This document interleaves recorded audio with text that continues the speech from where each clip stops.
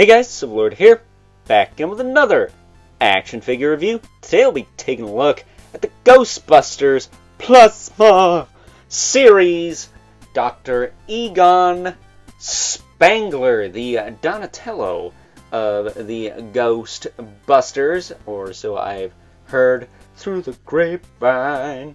That said, this course is brought to us by the fine folks over at Hasbro, as well as my good buddy Evil Villain. Click the link in the description below and give him a follow on ye old Instagram. Let him know Overlord sent you. But as always, don't be a jerk or I'll bust your ass. That said, you know, the late, great Harold Ramis, what can you say about him? He was a treasure amongst mankind, to say the very least, bringing us all kinds of great movies like Ghostbusters, as well as the National Lampoon movies, which is near and dear to my heart, to be honest with you, more so than Ghostbusters, because every Christmas season I watch National Lampoon's Christmas Vacation, and when it's on, I'll watch the other vacation movies as well. And then I think Animal House was a National Lampoon movie as well, so there you go. At least I know he worked on them. I don't know if he directed them or produced them or wrote some of them, but you know, you wouldn't guess it based off his character in Ghostbusters. Egon Spangler has a very dry sense of humor. I'll kick your hiney, man. I'm a savage killer. So, you know, it is what it is. Well, that being said, why don't we cut right to the chase and get into the meat and taters of this review and take a look-see at all Mr. Egon Spangler has to offer in terms of accessories. Let's get it out of the way. The Proton Wand, once again, same sculpt as Raymond Stantz and Peter Venkman.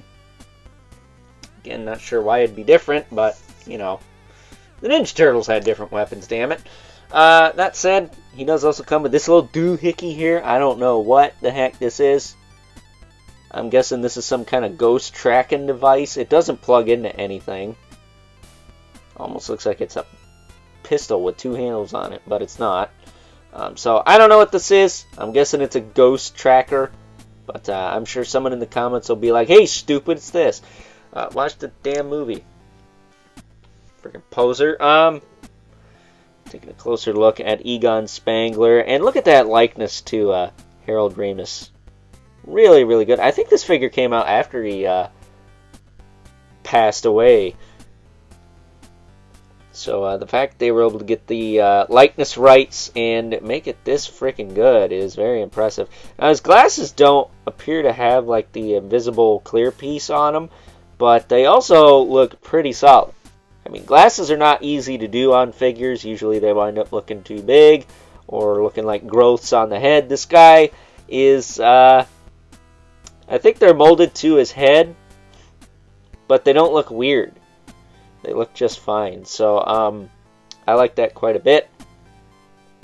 Appears to be the same body as Venkman here. Let me bring him in quick. See, now he's holding the ghost trap. It's like I'm modding the figures as these videos go. Or adding to them. But yeah, they look to be, maybe not. Actually, I think Egon's chest is a little flatter, but they do appear to use the same arms. Definitely not using the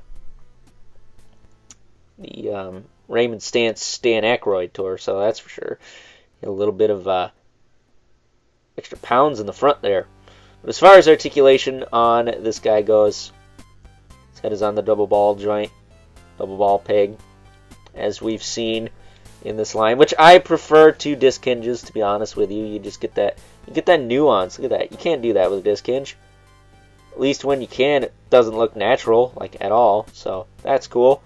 Shoulders can go out to the side. Not that far, a little past 90, but not by a lot. Does have the butterfly joint. I think this guy and Raymond Stantz had the stuck butterfly joints. I don't remember if Winston had one. I don't think Peter had one. Peter! That said, you can rotate the arm all the way around. He's got a bicep swivel. Double jointed elbow. Pretty good range out of that. He's got a swivel in the wrist. with the appropriate hinge for grip hands, so I really appreciate that. Getting him in the T-pose here. Mind the proton pack, but you can... actually, he's got probably the least... no, he's about the same as the other two. Crunch forward and back, rotate. Again, that peg has a little flex in it, but nothing to worry about. Kick higher than most Spider-Man. To the side. Forward. Gets pushed to the side by the pants. If they shaved a little bit of this away, you'd probably get the perfect seated position. You know, if they ever made an Ecto 1 for these guys, that's not going to happen, but wishful thinking, I guess. He does have a thigh cut. Double knee. Again, very tight, despite the fact it has pins, people. It's got pins. You pinless tech jabronis out there.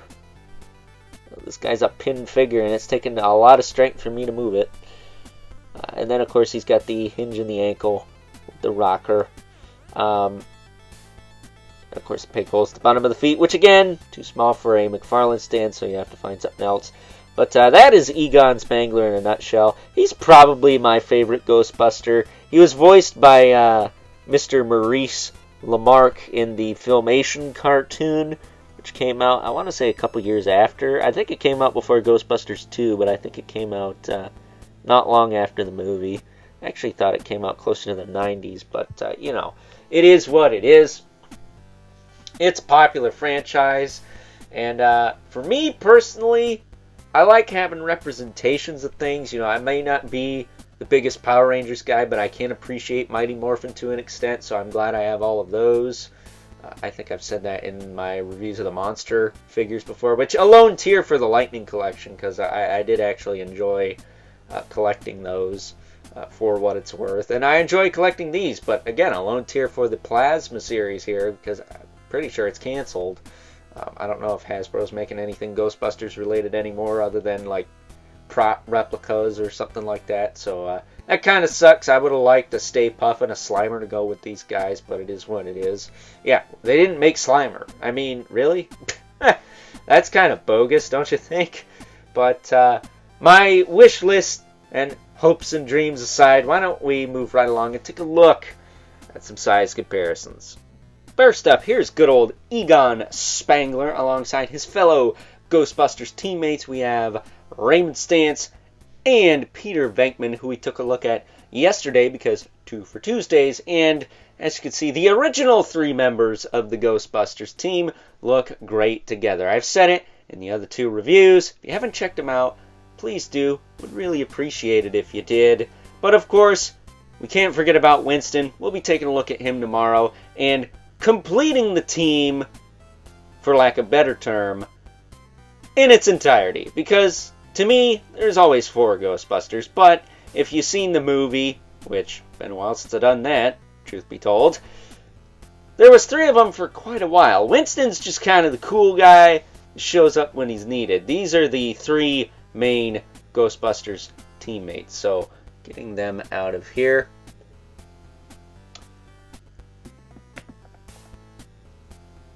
We can make room for our 2 regulars, the Mythic Legion's Brother Mandibulus, whose mace did not fall off again. Cool.